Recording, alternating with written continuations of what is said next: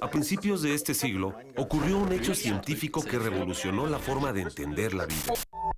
Secuenciar el genoma humano significaba tener acceso al lenguaje con el que la naturaleza nos escribió. ¿Qué ha pasado desde entonces? ¿El conocimiento del genoma va a cambiar el futuro de nuestras vidas y de la medicina? Descubre de qué estamos hechos. La información está en ti.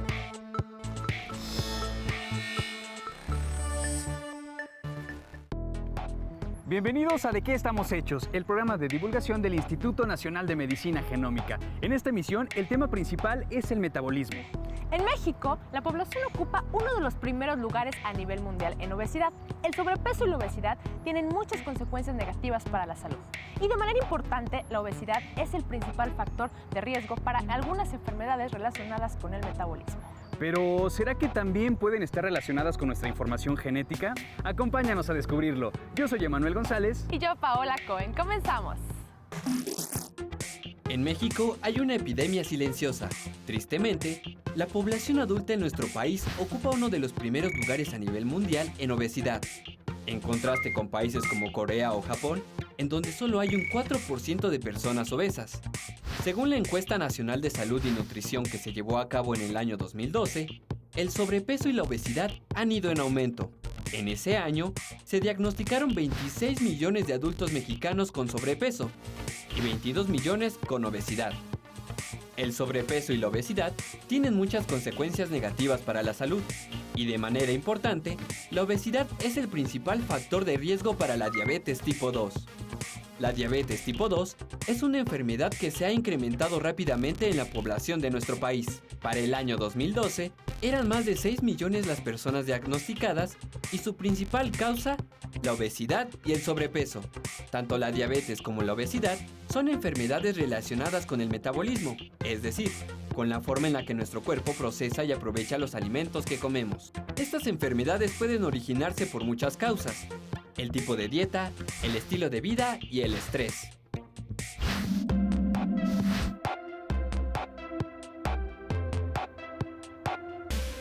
Pues bueno, ya estamos más que listos para comenzar el programa del día de hoy, metabolismo y la genómica. La verdad es que es un tema que está más que interesante. Estamos transmitiendo desde este hermoso jardín aquí en el Instituto Nacional de Medicina Genómica, y el día de hoy tengo el honor y el orgullo de presentarles a nuestros invitados. De este lado, la doctora Lorena Sofía Orozco, subdirectora de Investigación Médica y jefa de Laboratorio de Inmunogenómica y Enfermedades Metabólicas del INMEGEN.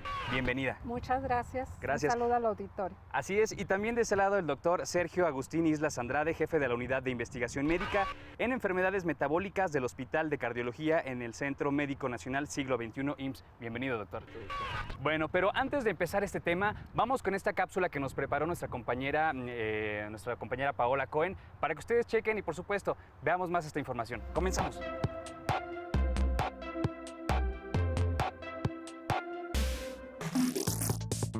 El metabolismo se refiere a la serie de reacciones que ocurren en nuestro cuerpo cuando procesamos los alimentos y los convertimos en energía, misma que se utiliza para todas las funciones vitales que ocurren en el organismo. En el metabolismo están involucradas muchas enzimas, que son un tipo de proteínas que facilitan las reacciones químicas en las células. Las enzimas son las principales obreras del metabolismo. Cuando ingerimos un alimento, las enzimas transforman los carbohidratos, proteínas y lípidos en componentes más básicos que nuestro cuerpo puede usar para obtener energía y así realizar las funciones de nuestro cuerpo. Del mismo modo, cuando requerimos más energía, así como cuando la generamos, el metabolismo puede obtenerla a partir de compuestos almacenados en tejidos del cuerpo, como la grasa. Cuando los alimentos que comemos nos proporcionan más energía que la que gastamos, esta se almacena en forma de grasa, y si esto se prolonga, sobreviene el sobrepeso o la obesidad.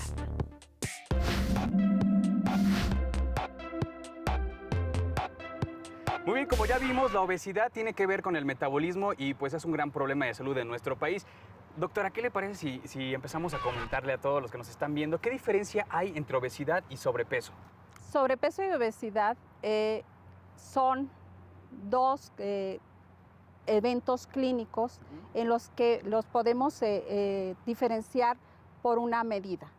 Para clasificarlos tenemos la medida del índice de masa corporal y el peso normal, vamos a decir que va en un índice de masa corporal de 19 a 24.9 kilos por metro cuadrado. Cuando estamos en 25 de índice de masa corporal hasta menos de 30, entonces vamos a decir que tenemos sobrepeso. Y cuando pasamos de 30 o más, entonces viene la clasificación de obesidad. Ya estamos hablando del paciente obeso, con un índice de masa corporal mayor de 30 kilogramos por metro cuadrado. 30 kilogramos. Entonces, trasladándolo así, yo me subo a la báscula, ¿cuántos kilos debo de pesar más a mi peso ideal para saber que estoy en un sobrepeso o ya en una obesidad? Bueno, se calcula eso para definir qué es sobrepeso y obesidad. No es como se estima. Nosotros tenemos medidas específicas como médicos para poder clasificar al paciente. El índice de masa corporal tú lo puedes calcular pesándote en la báscula precisamente y dividiendo tu peso en kilogramos entre los metros de tu talla al cuadrado. Perfecto. Hay algo que es muy interesante, doctor. ¿Alguien que tenga obesidad también puede llevarnos a tener algún tipo de cáncer? Sí, bueno, el sobrepeso y la obesidad predisponen a muchas enfermedades, no solamente cáncer, sino otras enfermedades cardiovasculares, a la diabetes, a la hipertensión arterial y desde luego algunos tipos de cánceres. Pero antes que los cánceres suceden una serie de eventos metabólicos, como son la diabetes, que da cuenta de una buena parte de millones de personas en el mundo, y la hipertensión arterial también. Entonces, cuando se asocian los tres eventos, sobrepeso u obesidad, diabetes e hipertensión, son factores de riesgo para tener eventos cardio o cerebrovasculares. Definitivamente es impresionante, pero vamos con más información porque también el metabolismo tiene mucha relación con nuestro genoma. Vamos a esta cápsula y regresamos. En nuestro genoma está codificada la información que las células usan para producir proteínas, incluidas las enzimas y otras proteínas del metabolismo, como la insulina y su receptor. Cualquier cambio en la información del genoma puede generar modificaciones en la estructura, funcionamiento y producción de estas moléculas. Si una de las moléculas involucradas en el metabolismo funcionara de manera anormal, las repercusiones podrían ser las enfermedades metabólicas. Estas enfermedades pueden aparecer en personas con susceptibilidad genética como consecuencia de la presencia de variantes en los genes relacionados con el metabolismo, que se combinan con nuestro estilo de vida, incluida nuestra dieta y el nivel de actividad física diaria. ¿Qué tienen que ver las variantes en los genes? Algunas variantes en los genes pueden causar que las proteínas funcionen de manera inadecuada o que dejen de producirse. Cuando se da este caso, hablamos de enfermedades metabólicas heredadas. Estudiar el genoma puede darnos alguna luz sobre los factores genéticos que contribuyen a la susceptibilidad de padecer estas enfermedades y puede permitirnos conocer más sobre la enfermedad para generar nuevos tratamientos y mejorar las estrategias de prevención.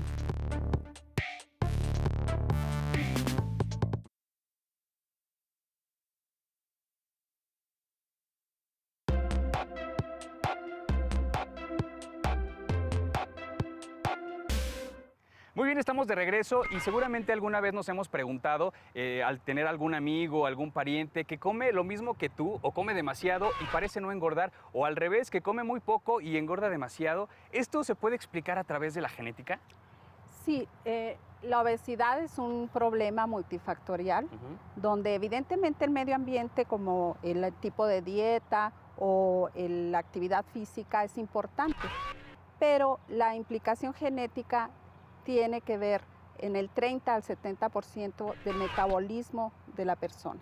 O sea, todos los individuos tenemos alguna predisposición genética en cierta medida a tener un metabolismo adecuado. Entonces, dos individuos que comen lo mismo, suponiendo que coman lo mismo, no van a metabolizar de la misma forma sus alimentos y por lo tanto uno puede tener la susceptibilidad para engordar y el otro no. Esa es la diferencia. Y por ejemplo, una persona que ya tenga la predisposición de no engordar, pero al paso del tiempo tiene una mala alimentación, se alimenta de hamburguesas, tacos, etcétera, ¿puede llegar también a una obesidad o tiene ya predestinado ser delgado para siempre? No, evidentemente tu predisposición puede tener un umbral y aunque tu umbral sea muy alto, si tú no das un estilo de vida adecuado, si tú no tienes una alimentación adecuada y además te vas haciendo más viejo, tienes una predisposición ya más alta para desarrollar la obesidad, tanto genética como ambiental. Y eso pasa igual del otro lado. Una persona que tenga predisposición a tener sobrepeso puede mejorar su capacidad y ser delgada.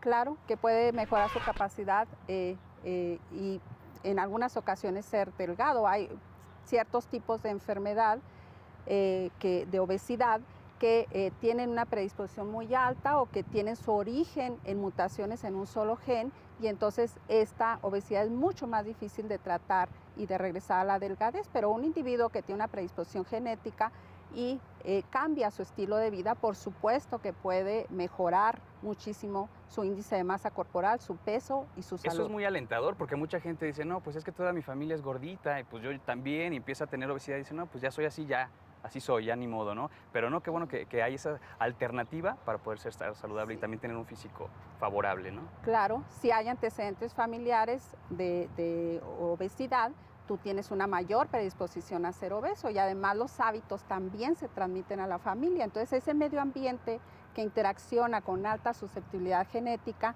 y que además los dos parece que son heredables porque también los hábitos se transmiten, hacen que toda la familia sea obesa. Entonces hay que hacer un cambio a nivel de familia. Claro. ¿Qué componente genético explica la obesidad? Mira, no hay un solo gen que pueda explicar la obesidad común. Hay cierto tipo de obesidad que es una pequeña proporción donde sí es monogénica, un solo gen es el que está implicado en el desarrollo de la obesidad, pero en el caso de la obesidad común se han descrito cientos de genes, más de 100 genes que están implicados en su desarrollo. Entonces no vamos a hablar de qué gen es el responsable de la obesidad, claro, sino del conjunto de variantes génicas que están implicadas en darte una susceptibilidad a padecer obesidad. Porque no porque heredes la susceptibilidad vas a ser obeso. Va a ser así definitivamente. Doctor, ¿nos podría platicar un poquito de los pacientes? Sí. ¿Qué pasa con ellos? Bueno, los pacientes es básicamente lo que dice la doctora. Existe una susceptibilidad genética, en este caso para obesidad o sobrepeso, y el medio ambiente es el que desencadena o hace que se expresen esos genes para poder tener sobrepeso y obesidad. Entonces se implican factores de riesgo, como decía yo en la intervención anterior, metabólicos, que inciden en enfermedades del corazón y del cerebro en esos pacientes. Además de otra serie de problemas en su organismo, como son a nivel osteomuscular, se desgastan más las rodillas, la columna vertebral, claro, hay problemas de osteoartritis, hay problemas de corazón por el sobrepeso. Entonces hay que hacer una adecuación total, claro, en la reestructuración de su alimentación y que empiece a hacer actividad física de acuerdo a sus posibilidades, poco a poco hasta tener una actividad ya regular, ¿no? Definitivamente. Pero bueno, vamos con más información. Para esto los voy a invitar a que vean esta cápsula, que por supuesto nos va a llenar de muchísimos más datos interesantes. Chequen esto.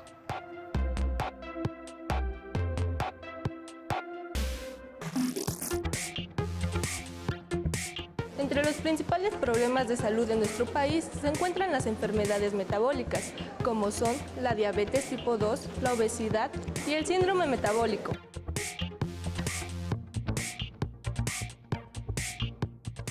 Es posible que estas enfermedades se hayan originado a partir de la información genética de quienes la padecen. La diabetes tipo 2, también conocida como diabetes mellitus, es una de las principales causas de muerte en México, con casi 83,000 fallecimientos en 2010. De ahí que el estudio de las causas de la enfermedad sea de gran relevancia. La diabetes es una enfermedad en la cual los niveles de glucosa en la sangre son muy altos debido a que el cuerpo es incapaz de transformarla en energía. La glucosa entra a las células gracias a la insulina, una hormona producida por el páncreas. La diabetes ocurre ya sea porque los tejidos se vuelven resistentes a la acción de la insulina y por tanto son incapaces de utilizar la glucosa, o porque la insulina se produce de manera insuficiente. La diabetes tipo 2 está sumamente relacionada con las personas que presentan sobrepeso u obesidad, que tienen una dieta inadecuada o que no tienen suficiente actividad física. En el 90% de los casos de diabetes, sea tipo 1 o 2, las causas de su desarrollo son por diferentes factores, junto con ellos la obesidad y el sobrepeso. Es un hecho que el riesgo de padecerla aumenta cuando algún familiar directo la presentó. Actualmente se está descifrando el riesgo que proviene de una herencia genética nativoamericana.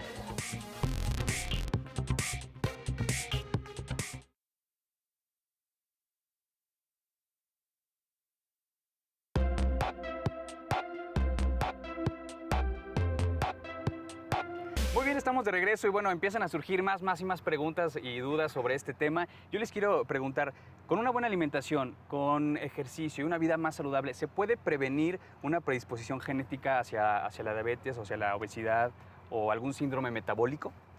Sí. Bueno, aquí estás tocando 3 temas: obesidad, diabetes y síndrome metabólico. El síndrome metabólico es un conjunto de circunstancias o de enfermedades que constituyen este síndrome, como son la diabetes, según las diversas clasificaciones internacionales, algunas incluyen la diabetes, otras no, el sobrepeso o la obesidad, la hipertensión arterial y trastornos en el colesterol y triglicéridos. Entonces, esas alteraciones integran el síndrome metabólico, además de otros componentes como grasa en el hígado, etc.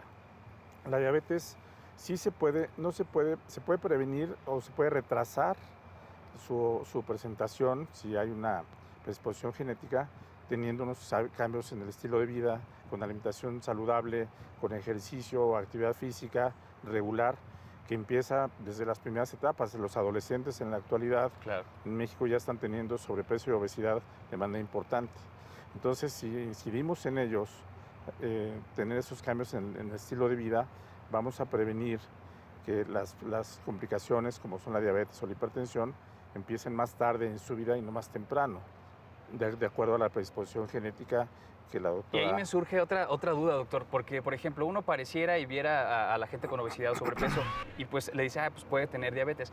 Una persona que hace ejercicio, que juega fútbol, que come bien, que es delgado, ¿podemos tener diabetes? Sí, si hay predisposición genética o familiar, sí pueden tener, pero teniendo esos hábitos de estilo de vida, como me dices, de siendo delgado, haciendo actividad física, alimentación adecuada, es poco probable que vaya a presentarse en etapas tempranas de la vida. Pero sí puede suceder, eso es muy interesante. Sí puede suceder. Ahí para que le apuntemos, porque eso no lo sabemos. Y aparte, cuando encontramos ese origen en el genoma, ¿se puede prevenir? Mira, déjame ponerte un ejemplo de el primer gen que se detectó asociado a obesidad en la era posgenómica. Este gen se llama FATO. Y tiene variantes que hacen que los individuos coman más, que los individuos guarden más energía. Los individuos que tienen estas variantes, pues en un estudio, por ejemplo, que nosotros tenemos aquí en población mexicana, las mujeres que tienen estas variantes de riesgo a obesidad incrementan alrededor de 700 gramos al año. Wow. Pero si tú haces ejercicio con estas variantes, el 27% puede regresar o puede evitar este sobrepeso. Entonces, es un ejemplo muy claro de cómo el medio ambiente puede incidir en una variante genética de predisposición a una enfermedad. Es importante la interacción con el ambiente. Bueno, definitivamente seguimos con más dudas y más información, pero esto al regresar. Mientras tanto, vamos con más información y regresamos.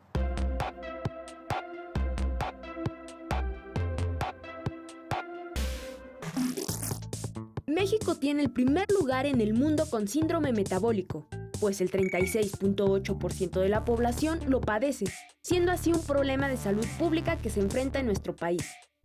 El síndrome metabólico se caracteriza por una serie de anormalidades metabólicas que ponen a las personas en riesgo de contraer enfermedades mayores, como la diabetes tipo 2 y enfermedades cardiovasculares. Las manifestaciones del síndrome metabólico son la presencia simultánea de 3 o más de las siguientes alteraciones: obesidad abdominal, presión arterial elevada, niveles altos de triglicéridos y glucosa en la sangre y niveles bajos de colesterol bueno. Cada una de esas anormalidades consiste en un desequilibrio de alguna parte del metabolismo. Al igual que con la diabetes tipo 2 y la obesidad, la causa del síndrome metabólico también se debe a muchos factores, donde se combinan los genéticos y los ambientales.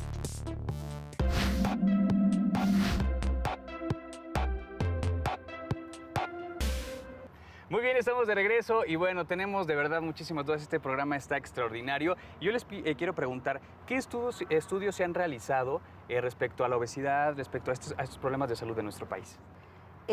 Pues se han realizado en los últimos años estudios de genoma completo en la población mexicana. Antes, los estudios que se hacían de genoma completo incluían solamente variantes que eran característicos de europeos y asiáticos principalmente. Pero en un interés por conocer más acerca de la población mexicana, hubo una iniciativa de crear un consorcio llamado SIGMA, donde tanto el doctor Islas como yo somos parte, y entonces este consorcio incluyó universidades y centros de investigación en Estados Unidos y México para poder estudiar de forma integral la genética de la obesidad.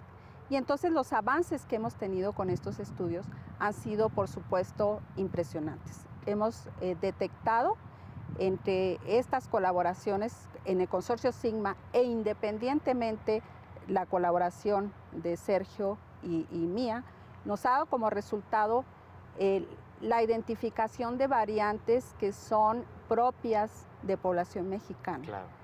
Dan una muy alta susceptibilidad a desarrollar diabetes principalmente, Claro. obesidad, y que son propias o que son muy frecuentes en población mexicana y raras en otras poblaciones. Eso es muy importante porque pues hablamos también de que traemos en los genes los mexicanos, ¿no? Pero definitivamente algo que es importante para todos los que nos están viendo, ¿cómo le puedo hacer yo para darme cuenta que estoy teniendo una enfermedad como la diabetes, por ejemplo, ¿no?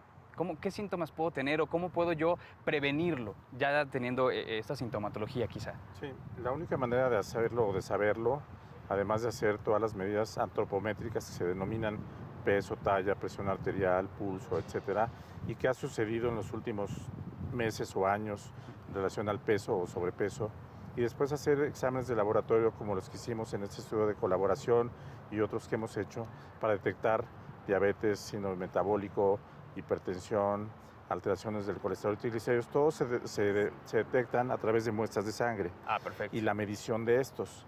Y hay estándares. Son rápidas además. Hay estándares internacionales para detectar cifras para detectar diabetes, que son de entre 100, abajo de 100 es lo normal, entre 100 y 125 es intolerancia a la glucosa y arriba de 126 es diabetes en ayunas.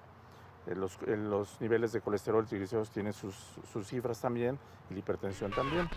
Y esto clasifica a los enfermos o a los pacientes como prediabéticos, diabéticos o que tengan todo el síndrome metabólico integrado.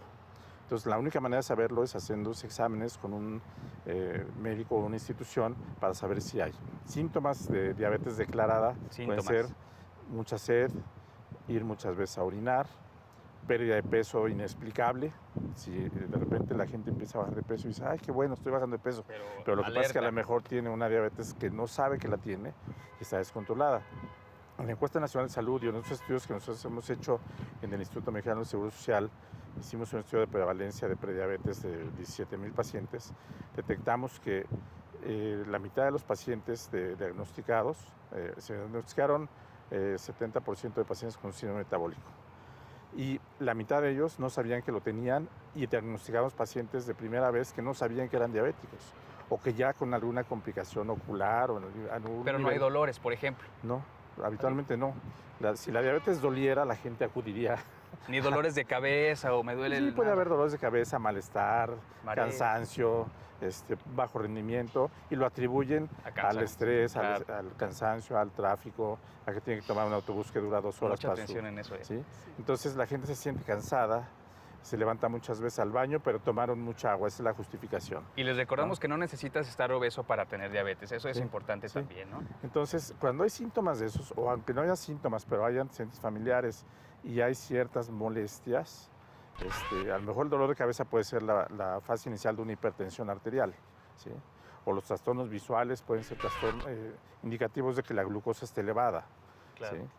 ¿Sí? Entonces hay muchos síntomas que la gente atribuye a otras cosas y nunca piensan en la diabetes, y si le investigamos en la historia clínica, hay antecedentes familiares en el abuelo, en el papá, un hermano, un tío se murió a los 50 años o a los 45 de un infarto, por qué motivos fueron, etcétera, etcétera. Entonces, ya cuando se hace una historia clínica adecuada, y siempre hay que ir al médico para ver qué estudios hay que hacer, pero son los que ya comentamos, que son los que hicimos en este estudio de colaboración, es la manera de diagnosticar oportunamente, o a lo mejor no tan oportuna, pero sí diagnosticar para poder dar tratamientos adecuados de estas componentes del síndrome metabólico. Pues ya vamos cerrando el programa del día de hoy, que estuvo sumamente interesante, así que, ¿qué les parece si damos unas conclusiones a todo nuestro público?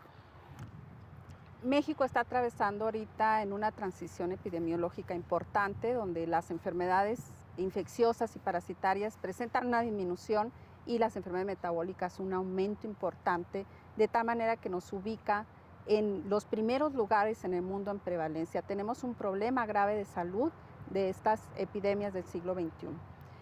En la medida que encontremos los factores de susceptibilidad para desarrollar la enfermedad y en la medida que profundicemos en el conocimiento de estas enfermedades, podremos manejar mejor a nuestros pacientes y podemos hacer algoritmos que nos permitan aplicar la medicina de las 4 P, que es tradicional de la genómica. Hacer una medicina personalizada, donde de acuerdo con tus factores genéticos, lo que realmente necesitas. Es lo que realmente necesitas, un saco a la medida, una medicina predictiva, podernos adelantar a Prevenir. Cómo se va a presentar una enfermedad y cómo va a evolucionar.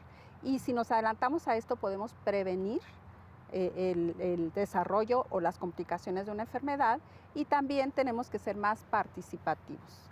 El que tú tengas conocimiento sobre tu cuerpo te va a empoderar para poder manejar mejor las situaciones y tu interacción con el medio ambiente. Perfectísimo. Ahí están las recomendaciones, por supuesto, de la doctora. Doctor, sus conclusiones. Sí, es bien importante que el paciente participe de su manejo.